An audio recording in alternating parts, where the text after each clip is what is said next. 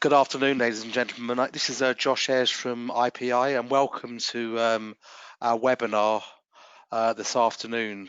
So this afternoon, we're going to be discussing the pitfalls of workforce management. You have the unique opportunity on this call to influence the discussion. IPI's format is to really identify some topic areas and allow you to vote, and on a series of predetermined questions, you'll get to actually listen and debate on some of the key areas around workforce management. You can post questions at any time. We will be providing some contact details at the end of the session, and finally, this session will be recorded. Joining me today are Stephen Boother, one of the workforce management consultants at IPI. We have Ben from Teleopti, who's a customer lifecycle manager. And finally, from the United States, we have Dave, who's our workforce management evangelist from Teleopti. Thank you very much. I'm going to hand over to Dave, who's going to talk to us about why invest in workforce management. Over to you, Dave. Yes, good morning from the United States, everybody. Workforce management is a very critical part to any contact center because of the real benefits that it can bring.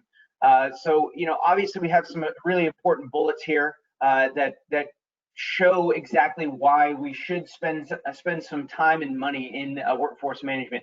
The obvious one, first one, reduce costs by automating schedules.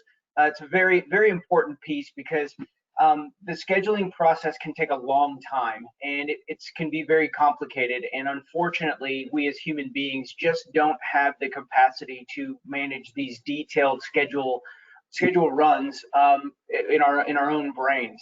We have some very smart people that work for us and do these types of things, but by automating schedules, we can hone in on a lot of the very critical parts of making sure that our payroll is spent appropriately.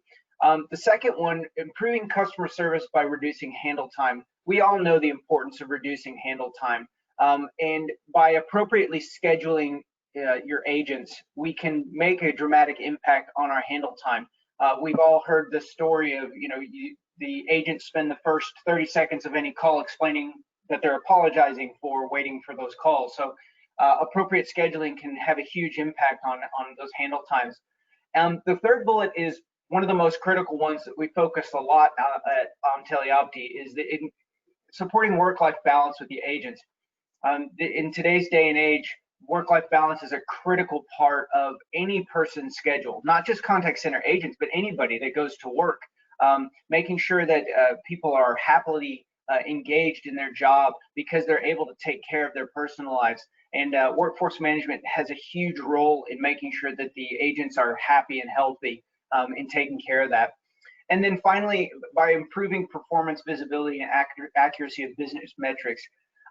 Workforce management allows us access to an array of reporting tools and data management tools that help us pinpoint areas of improvement and make sure that we're constantly evaluating, checking that data. So as you can see, there are a lot of really good reasons to invest in workforce management, and our goal is to make sure that you, especially today, get some ideas around why we want to make sure to take that next step. Thank you, Dave. So, through IPI's extensive experience of both deploying workforce management and also going through a number of Get Well programs, we have seen 5 common pitfalls. These are: does your output not meet your business needs? Do you trust the information in your schedules and forecasts? Do you actively participate in gaining feedback from your agents? Is workforce management at the heart of your contact center? And finally, are you managing moves, adds, and changes to reflect the changes in your business? Those 5 pitfalls are going to form the premise of our discussions today. And 4 of them, we're going to actually ask you guys to participate and start voting. So moving on from that, our first question of the day, our first poll of the day is: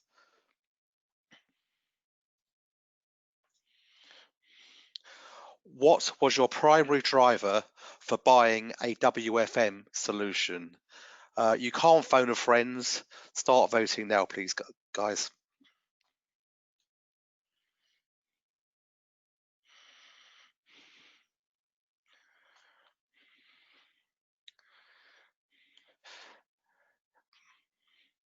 Okay, poll's in process. We're just waiting for the results to come back.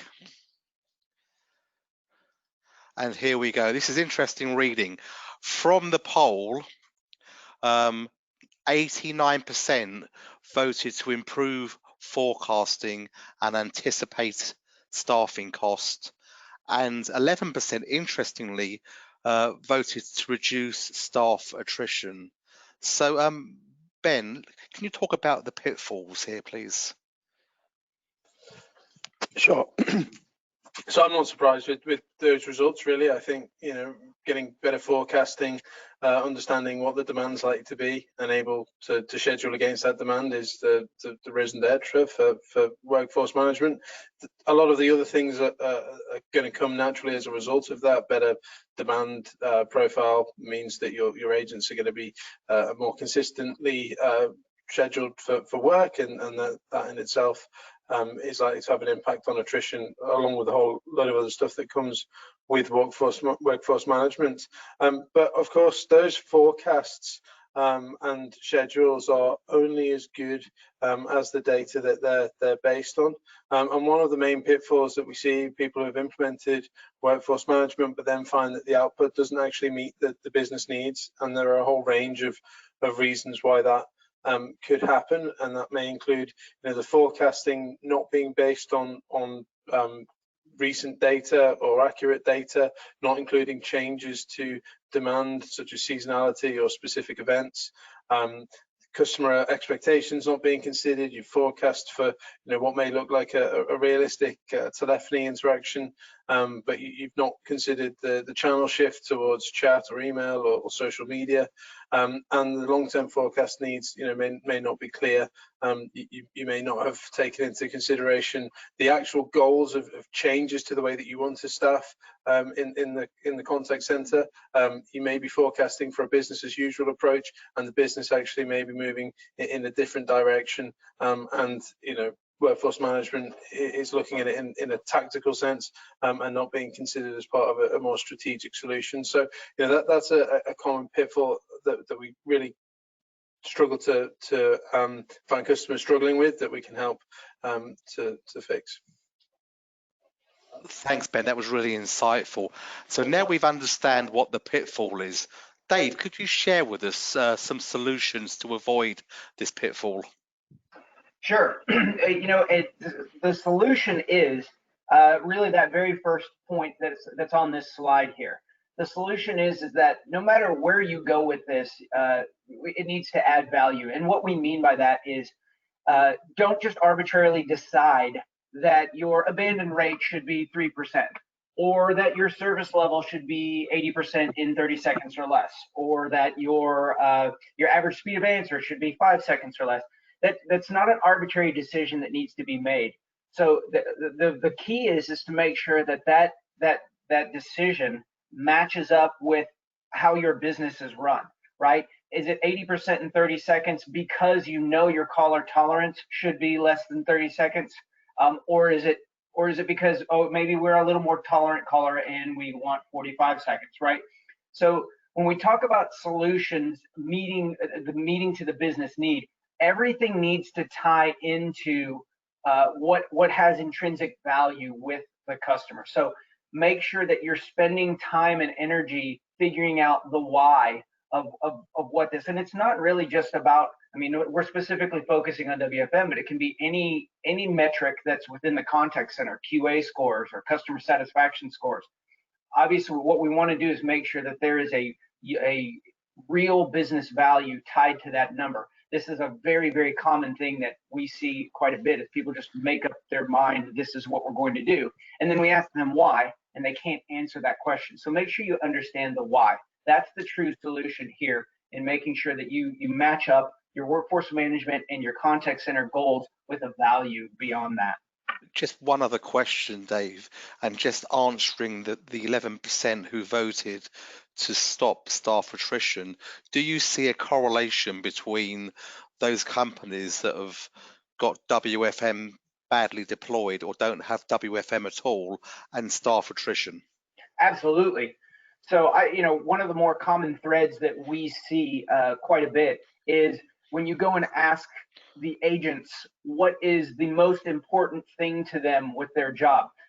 Unfortunately, most of them usually start with the pay, right?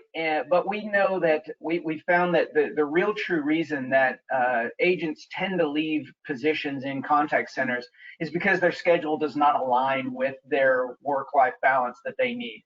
And workforce management can play, I would say that it is critical to making sure that staff attrition stays important, because like I said earlier, we as human beings just cannot manage the flow of information that requires a good schedule. So a good workforce management strategy can have a huge impact on staff attrition and making sure that we're keeping the people that we like.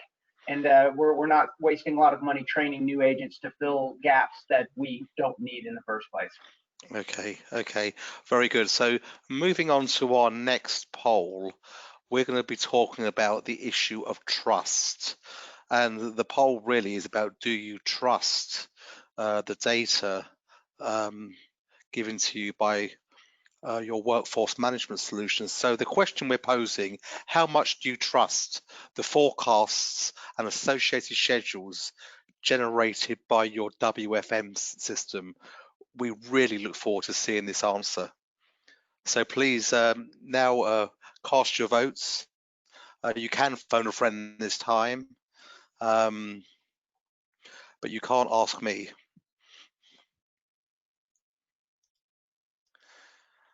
Wow. So the results are this. 14% said we completely trust the information. 64% said some trusts, but the forecasts need frequent adjustments. And 21% voted that we don't use a forecast process. That really does make for some interesting data. Steve Boother, would you like to share your views on this poll? Thanks, Josh. So there's a lot of contrasting opinion in that response. We find that a lot of our reason for not trusting a forecast is that actually we haven't brought in sufficient volumes of data or sufficient ranges of data into a forecast in the first place to make it valid. I've seen examples personally of customers where they've tried to create a forecast based on 1 month worth of data, and then they realize that actually ultimately the forecast isn't actually appropriate for what they're trying to generate. So that's one problem. Then is understanding the reality of what's going on within your business. We've talked about seasonality already on this session this afternoon, but also specific business events, mail shots, flyers, specific activities that are going on within your business. These all need to be brought into consideration, and often not. Obviously, if this forecast is not brilliant, the next thing that happens is that the corresponding schedule which generates on the back of that forecast is also not great, and the result of that is that we either over or understaff our contact centers on the basis of that forecast. So yeah, it's a very interesting response, and that is the overall positioning. Understaffing, of course, leads to poor customer response, and overstaffing leads to dramatic additional costs in the contact center. Okay, so Ben, would you like to comment on possible ways to avoid this or possible solutions in your vast experience? So there's two angles to this. I mean, from having trust in the forecast is obviously only going to occur if that forecast is demonstrated to be accurate, and the schedules that are produced from them are demonstrated to be meeting the demand and providing the service level that you're looking for. So that comes down to the verification and being able to compare the forecast against actual results and taking the steps needed to improve on that. And it's very likely that for a lot of businesses some adjustment will be required, because forecasts are ultimately a prediction based on historical events, and unless you've got a very stable and repeatable demand profile, it's likely that there will be some variance, and that will need to be taken into account, and you will need to have constant input into that forecast. But if you're able to demonstrate that there is a good level of accuracy there, then naturally people will start to trust that what has been achieved in the past can be achieved again in the future. But there's also the way that that's communicated to the wider pool of people who that affects, i.e. the agents. It's quite common, and I've seen this a number of times, where there is a forecast that's being produced and a schedule that's being created to align to that forecast, but the agents themselves don't really have any understanding of why they're being asked to work a certain shift, and they don't really see that forecast itself or where that demand is. So it needs to be communicated ideally to the agents so that they understand that the reason that we're looking to have more evening shift is because our customer demand is in the evening, and therefore in order to keep up with that demand we need to schedule in this particular way. It's important really that those people who that's having an impact on understand why that's happening. But again, I think the fact that you need to tweak and update the forecasts, it's to be expected to some degree. I don't think there's many organizations that will be able to get away from that. Guys, thank you for two very comprehensive answers. Now we move on to the emotive one. Do you consult? Do you listen to your agents? Are agents the forgotten stakeholders? In IPI's experience, this is probably the area we see the most of. So now we've got our slides back in order. The question is on our poll: what reasons do agents typically give for not following a schedule? What reasons do agents typically give for not following a schedule? Okay, and our results are coming in, are they? Drum roll.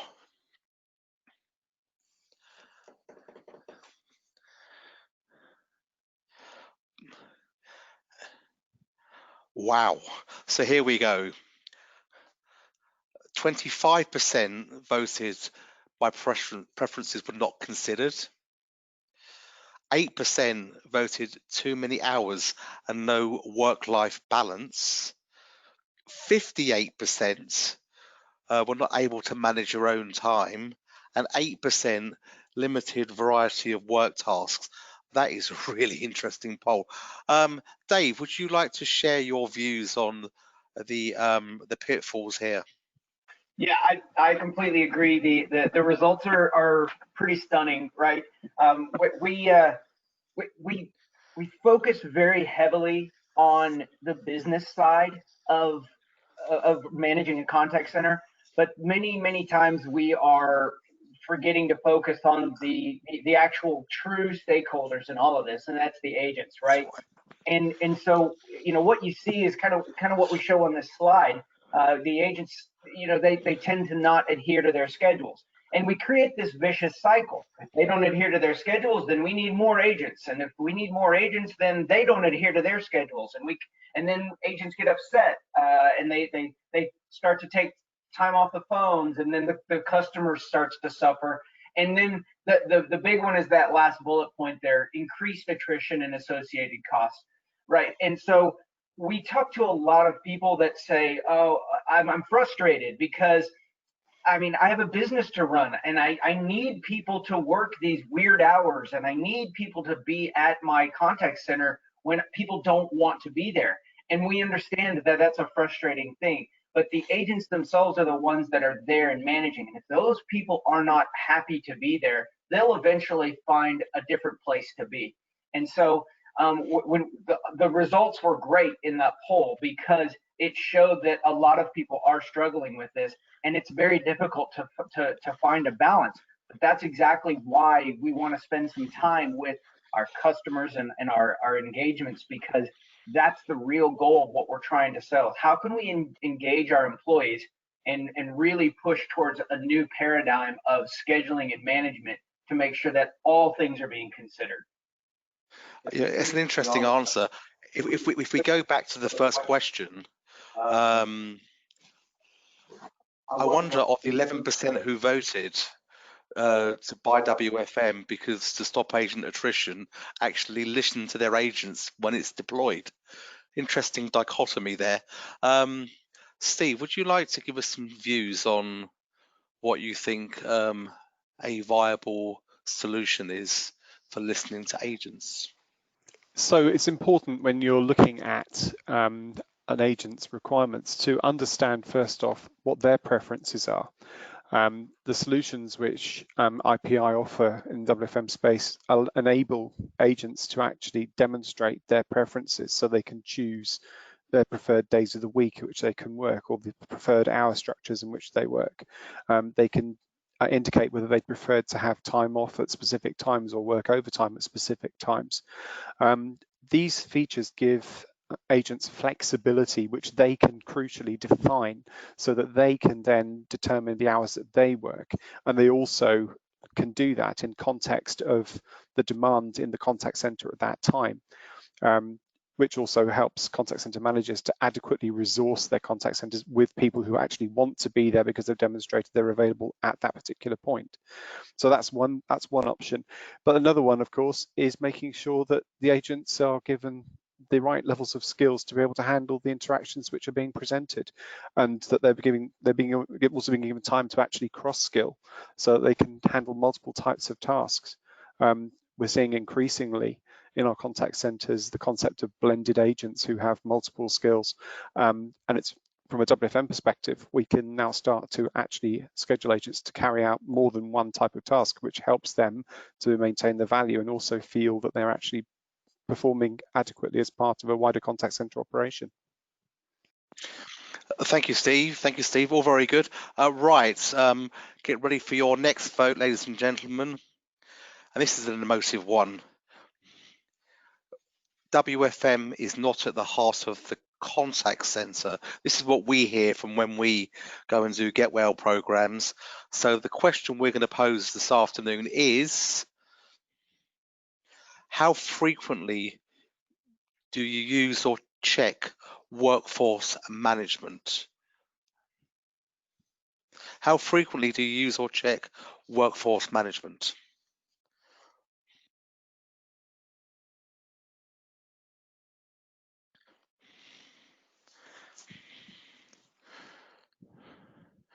We're just waiting for the results to come in now, team.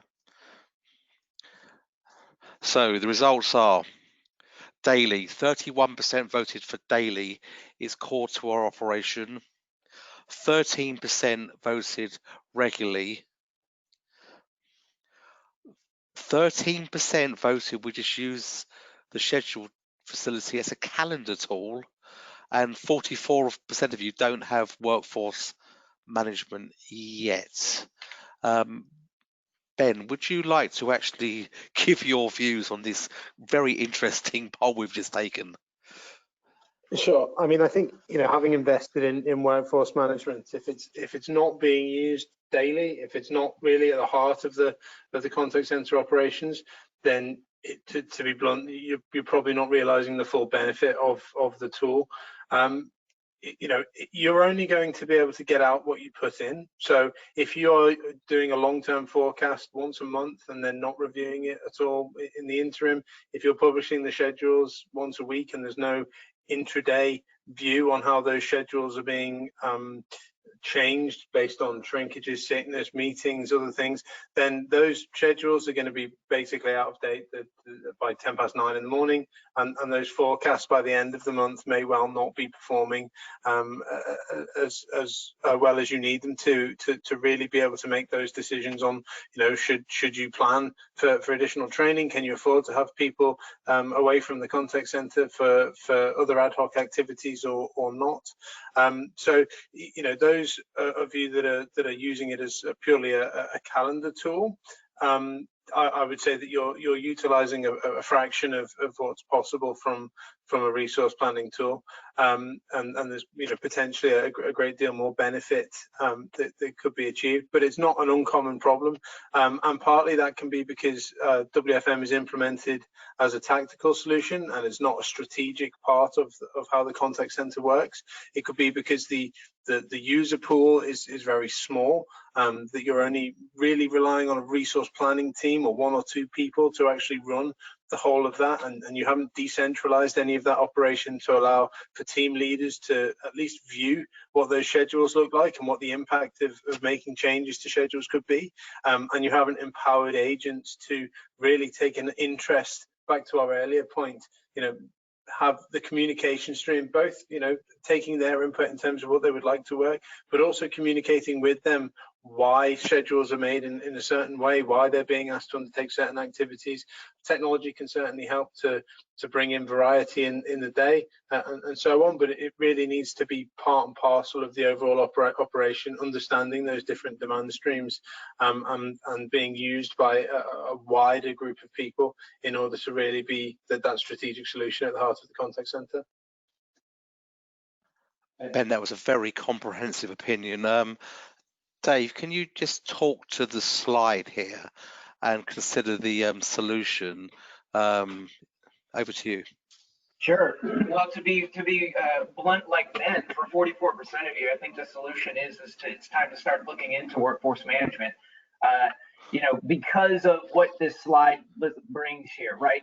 So one of the things that we see, one of the biggest value or bang for your buck, as it were, is the top left part of this slide here. Monitoring your schedules for adherence. The quickest value of workforce management for a contact center that does not currently have a workforce management solution is the ability to monitor schedule adherence. If you've worked in a contact center for longer than a couple weeks, you know that agents have a tendency to find ways around doing their daily routine, right? Their goal is to take as few calls as possible, where your job is to make them take as many calls as possible. And so the back and forth of that is being able to monitor in real time what the agents are actually doing, and historically as well. So being able to really tell the agents, guys, I need you on the phones, I need you doing this particular job, and here are ways that we can get that better. The unfortunate reality is that sometimes this is what contact center agents don't like about their job. But from a pure value standpoint, the ability to look at that adherence is a very, very, very critical part of what we need to do to run a successful contact center. And then we look at some of the other points, right? Poor intraday management down in the bottom left. When people do call in sick, or people need to go home early, or they come in late, how can you adjust? How can you make that? And how do you trust the data that you see? Workforce management, that's the very heart of what it does, is giving you data you can trust to make those decisions. Unfortunately, and I've mentioned this before, people tend to go with their gut way too often, right? So if someone says, how do things look this afternoon? Well, it's Tuesday, we're probably pretty good on Tuesdays, and then things go poorly from there, right? We need data we can trust, and that's what better intraday management allows us to do that. Working on ideas around consistently maintained data. I said it again, and since you liked it so much, I'll say it again. We do not want to have a set it and forget it mentality. We see this quite a bit. At the beginning of the month, we run a forecast, we run a schedule, and then we only open up workforce management occasionally. Workforce management is a living, breathing document that needs to be constantly maintained. And if you're not looking at your workforce management data, 5 to 10 times a day minimum, then you probably need to step up the game a little bit and work towards that goal. And then finally, the bottom right, schedules don't reflect requirements. This is the very problem that every contact center in the world aims to get rid of. Is we need to have the appropriate resources in the appropriate place to make sure that we're not spending more money than we have to, but we're also not providing a poor customer service experience.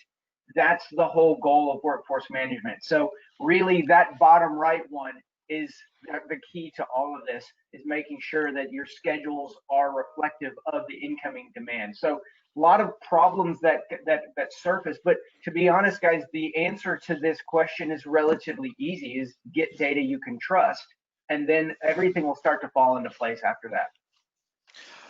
Dave, thank you very much. And then moving on to our last pitfall is ignoring ads, moves and changes. Now, the good news is you don't have to ask a question this time, guys, but you are welcome to start asking us questions, and we will do a Q&A session at the end of the webinar. So I'm going to hand over to Steve Boother. He's going to talk about ignoring the pitfalls of ignoring ads, moves and changes. Thanks, Josh. We see three key areas in moves, ads and changes. These are not managed in the day-to-day life of your WFM solution. You're ultimately not going to get the right resources in the right place at the right time. It links very closely with the trust agenda that we were talking about earlier on during the session this afternoon. It's very, very important for us, for any system that's in place, that the data is trustworthy. So the first thing is we must make sure that any modifications to the structure of the contact center, the structure of the teams, the incoming call requirements or interaction requirements, any changes to that have to be managed either through update of the forecast or update of the organizational hierarchy. It's making sure that, as Ben and Dave have both said also, that the system is living and it's breathing and it's constantly updated. And that also leads us nicely into accuracy. So how do we know, for example, our forecast data is accurate? Are we taking a large enough range of data to make that forecast accurate? We have to be sure in our own minds that when we're creating a schedule based on a forecast, that the range of forecast data we have is both A, correct, and B, scaled or modified to fit any future business requirements. And that leads us nicely into any changes. So for example, as your agents become more skilled in the contact center, are they actually being updated in the system to reflect their changing skills? We often see that that's not the case, and as a result, we over or under schedule in certain areas. So those are the three areas where we do see challenge. Thank you, Steve. Ben, would you like to talk about how a great contact center effectively manages moves, ads and changes? Sure. Well, I think it's about making sure that you're engaging all of those areas of the contact center from and beyond. So HR, the recruitment, the training department, because otherwise, if you're operating in isolation, you're not going to be aware of what marketing's doing and what impact that's going to have on incoming demand, what HR are doing and what impact that's going to have on your resources when a big group of people are taken away for training, and then subsequently what skills those agents are going to come back with. And you're always going to be reactive and managing those changes after they've already started to impact your resource planning function. So if you can bring as much of that data, that accurate data, and it's really just about communication. If you know there's a marketing campaign that's going to go out at the beginning of next month, and you understand what impact that's likely to drive on incoming volume, then you can build that into the forecast and you can start to plan accordingly. You can start to make decisions around leave and overtime ahead of time, and then you're not reactive to it, which is inevitably a more expensive way of planning in the contact center. So again, like so many things, it comes down to communication and considering the wider business, not just the contact center in isolation.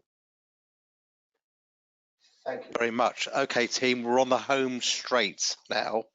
Now, myself and Dave are going to give you a summary of what we've discussed today and what we've learned. In summary, we believe workforce management needs to provide value to the business. Ben, in 2 sentences, would you like to elucidate on this? Sure. So, when we say value to the business, it needs to make sure that it's providing a tangible benefit, be that a reduction in cost, so you've reduced overstaffing, or an improvement in service level. And as Dave said at the beginning, identify what does the business need, where is the value to the business, is that in cost reduction, is it in service improvement? Thank you very much. So point number 2, workforce management is a strategic and not a tactical solution. Dave, would you like to share your thoughts on point number 2 for me, please? Sure. Basically, what this boils down to is that WFM is really both, right? It's tactical and strategic, but we tend to treat it so much as a tactical. It's a let's move some people around and let's adjust some schedules here, and never quite taking a step back and looking at it as a long-term answer to solutions that we tend to ignore. And that's really the one of the big points of this overall webinar is how can we turn kind of our day-to-day tactical on the ground view to a more strategic, high-flying view and taking a look at things. So look at things like hiring plans and long-term strategic forecasts and capacity plans, those types of things, instead of just, I'm going to move this break back 15 minutes. Those are all very important parts of it, but one of the big pitfalls that we tend to see is only using it as a tactical tool and not a long-term strategic tool. Very good answer. So point number 3, always involve your agents. Now, I'm going to discuss this very briefly, and the ethos here is your agents are the people using workforce management. Your agents are the people at the coalface. By engaging with these guys, by listening to how they use it, to listening to some of their issues, you will improve customer experience, reduce staff attrition, and you'll gain for a much better solution. And finally, before we go to the questions, Steve, would you like to discuss in summary, two sentences, the idea of forecasting schedules and moves, adds and changes? So the importance of constantly maintaining a decent forecast. We've talked about it on during this session this afternoon. Your forecast data is key to generating a requirement, which you then generate a schedule out of. Making sure that your agents have the right skills and at the right proficiencies enables you to make sure that you have the right staff in the right place at the right time. And that's the core of what a well-planned WFM system should look like. Thank you, Steve. Now we're going to actually swing it round and we're going to answer some of the questions posed from the audience. So the first question is, how often do you recommend updating our forecasts? Ben, would you like to tackle that one?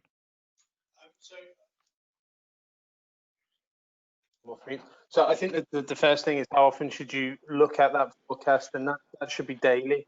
You need to make sure that forecast is performing, and how often you need to update it will be driven by the result of that analysis. If your forecast is performing very well and very accurate, then there's no obvious need to make changes. If you start to see a drift away from your forecast projections, then you need to take a closer look and start to make adjustments to bring it in, whether that's maybe just making some manual adjustments to start with.